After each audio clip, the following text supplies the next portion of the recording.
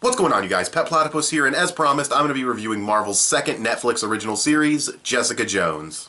Just like with my Daredevil review, if you haven't seen Jessica Jones, I will be talking about spoilers towards the end of the video, but I'll give you guys fair warning, so don't worry about it. If you haven't seen Jessica Jones, just like Daredevil, shame on you, you should go see it because it's really awesome, but if you haven't seen it, the rest of the video is safe, so let's get started.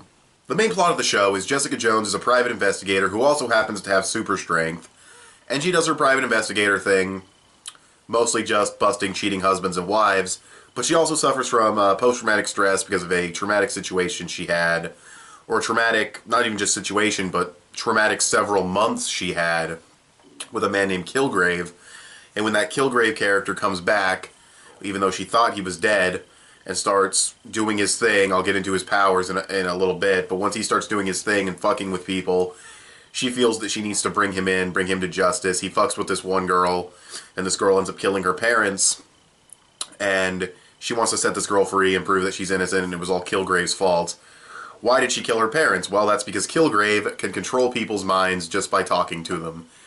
He can tell you to, you know, like, hey, give me your jacket, and you'll just hand it to him, or pour that coffee in your face, and you'll do it, and it doesn't matter, he'll tell you to shut up, you'll shut up, and it lasts for like 10 hours, and there's all kinds of rules that they go into, which is really, really cool, and I'll talk more about that later, but that's the basic plot.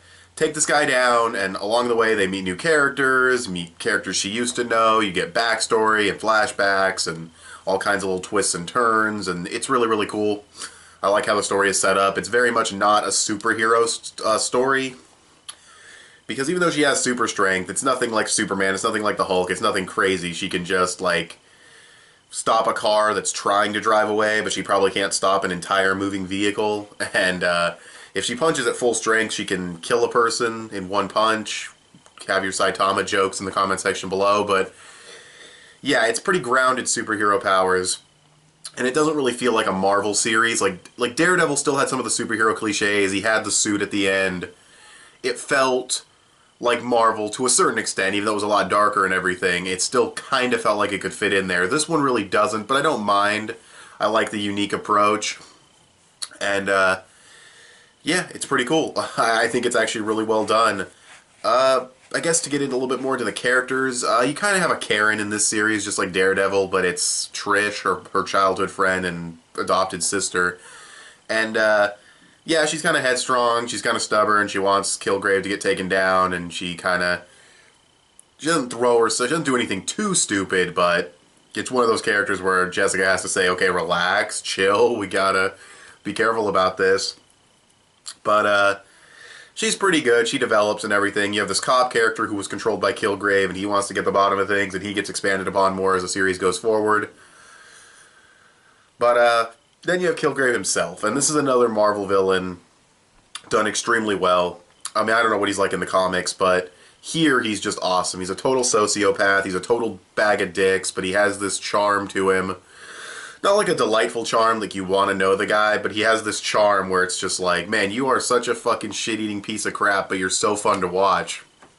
And, you know, he'll say shit like, I didn't kill anybody, you killed people because because he told them to do it. It's like such bullshit excuses, and he's awesome. I really liked Kilgrave, and there's some moments with his powers where where characters will just walk into a room and you'll just see what he did and told all these people to do, and it's just crazy and awesome. Almost jaw-dropping. So yeah, Kilgrave's a really cool villain. He's probably, I don't think I like him as much as Wilson Fisk. I liked Wilson Fisk's intimidation factor a little bit more, but yeah, David Tennant, the only actor I know from any of these shows, and I don't even watch Doctor Who, I just know everyone said, oh, he used to be a Doctor Who. I know he's not a Doctor Who, he's probably just called the Doctor. I don't think any Doctor Who fans are watching this fucking video, but you know. So yeah, he did a good job. And yeah, the show, you'd think, as Scott Pilgrim would say, the show has been peaches and gravy so far. So what are my problems with the series? Well, I think there's plot lines that just don't go anywhere. They set up they set up storylines at several points in the series, and they just kind of don't go anywhere. Like, Jessica Jones wants to maybe team up with this guy who has powers to do good things, like a superhero, like partnership thing, and then that goes nowhere, and I'll get more to that in the spoiler section. But it goes nowhere in like the very next scene, or like 2 scenes later. Jessica wants to throw herself in jail to get at Kilgrave to do something specific, and that won't work. Like she gets stopped from doing it, and that goes nowhere. What else happens? There's this thing. There's this running joke about her door being broken, and nothing really happens there. I mean, a couple people break in, but you know, it doesn't really lead to anything, and that's kind of a minor one. That could have just been a gag, but yeah. And then there's side plots I don't like. Like there's this lawyer and her wife, because they're lesbians. For it doesn't matter to me. I don't care, but they're having like a love triangle thing going on, and there's a divorce, and that's like a side plot, and it just feels totally, it just detracts every time it pops up, and it plays kind of a role in the story later, but not enough of a role for me to really care. So I don't know. And then there's another side plot, kind of, with this one really, really annoying fucking neighbor in Jessica Jones's apartment, and another neighbor she has, who's pretty cool, this black guy. And the one neighbor is just super, super annoying, and nothing about her is redeeming at all, even though something dramatic does happen in her life. It's just, no, that side plot went nowhere to me, and it just didn't feel necessary. Along with the storylines within the series that feel like you kind of get something started and then just drop it to move on to something else. It's not even that bad. It's just, I don't think it's as tightly written as Daredevil.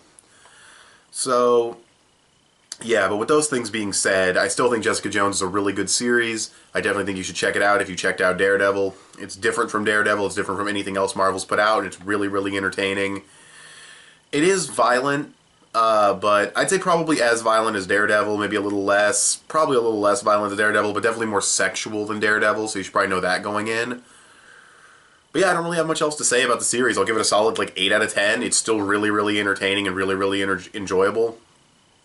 It's got its little hints for more Marvel Cinematic Universe stuff in a Season 2.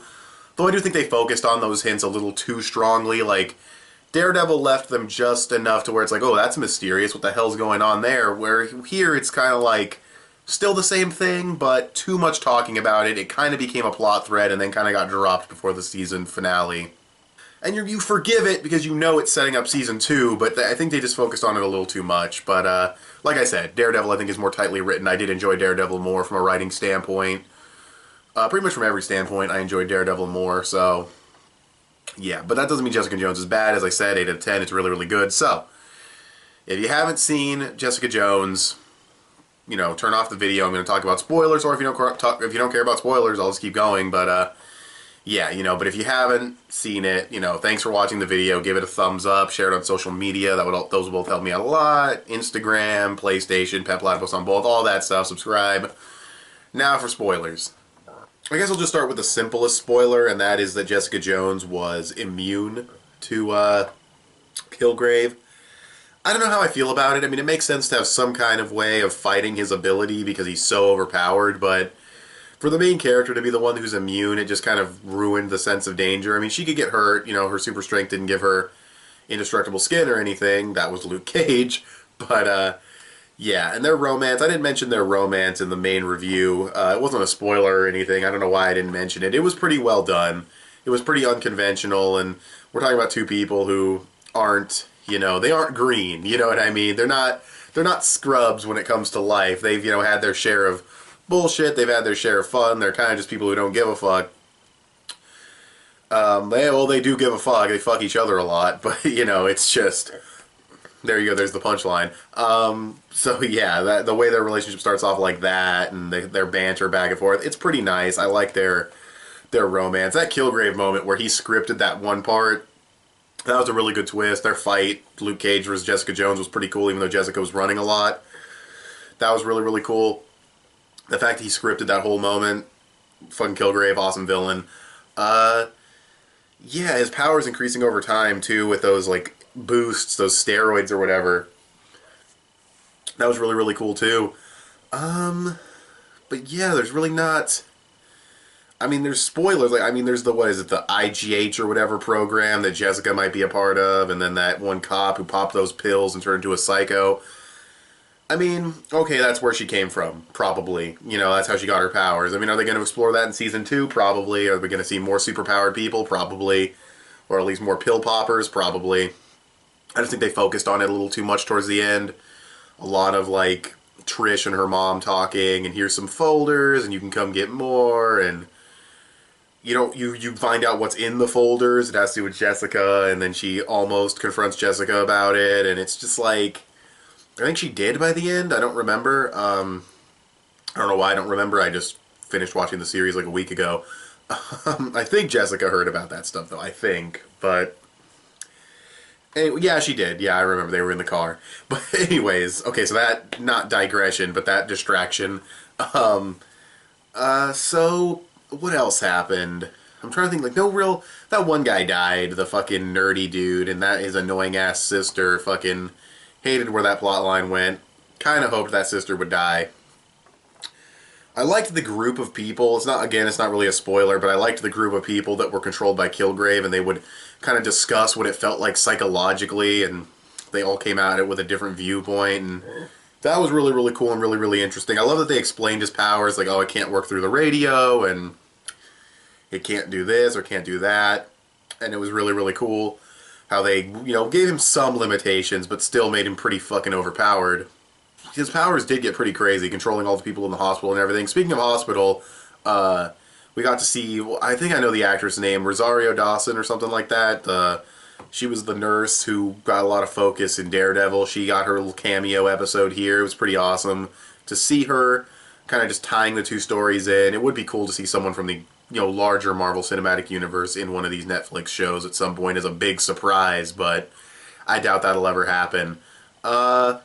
Yeah, and with all that being said, I mean, Kilgrave, he dies at the end, and I don't know, it would have been cool. I mean, it makes sense. You want to kill a guy who's this ridiculously strong, but it would have been cool if he was put in jail, and then maybe in Season 2, it's like, we gotta release Kilgrave to get certain information. Just something so desperate that they need his help. I mean, I always like stuff like that. I like seeing Korra in The Legend of Korra have to go to Zahir for help for a certain thing, because she's, so traumatized by him, and I just like moments like I like in Thor: The Dark World when Loki, when Thor approaches Loki and everything. It's just really cool when stuff like that happens. But I can understand why you want to kill him, because again, he is super overpowered. But like those plot lines, I guess I can kind of get into those a bit. She thought about having a partnership with Kilgrave. Like, teach him how to use his powers properly to save people. They do it once, and then literally 2 scenes later, she just bags him, drugs him. Even after having this, like, important conversation with her friend, like, what should I do? What would Trish do? And then she just does the Jessica way. And it's kind of fun, and it's kind of badass, but it's just kind of like, really? Then why'd you even start that plot thread? I feel like the show could have been 10 episodes. I feel like the show, if it was 10 episodes, you could have cut out some of the unnecessary side plot stuff, like the stupid annoying neighbor, and cut down on that love triangle divorce bullshit. And because the love triangle divorce bullshit just really, I mean, it went somewhere, but it didn't, and it just, I didn't get into it at all. I mean, I wanted to see the one lawyer get nothing because she was a total fucking cunt, but yeah, I don't know, she was a bitch. She was like a complete asshole bitch, so selfish, so self-absorbed. I mean, I wanted to see her get nothing in the end, but still, it wasn't worth the rest of it that was not that interesting. So, yeah, I mean, that's pretty much all I have to talk about with spoilers, though. I mean, I talked about all the, pretty much spoilery things in the show. I'm trying to think if there's anything else. I even talked about stuff that weren't spoilers. I should have mentioned in the review, but meh. So that's Jessica Jones. I still enjoy it. I still give it an 8 out of 10, but I definitely enjoyed Daredevil more. Daredevil was really strongly written, really tightly written, and it just was a lot of fun while also being very serious and had all these really intense cliffhanger episodes. This kind of has that too, but anyways, I guess I can just wrap up. So, thanks for watching this video. Tell me what you guys think of Jessica Jones in the comment section below, and how do you think it compares to Daredevil if you've seen both. Give this video a thumbs up. That would help me out a lot. Subscribe if you haven't already, or if you like what you've seen here. Share this video on social media, and I will talk to you guys later. Bye.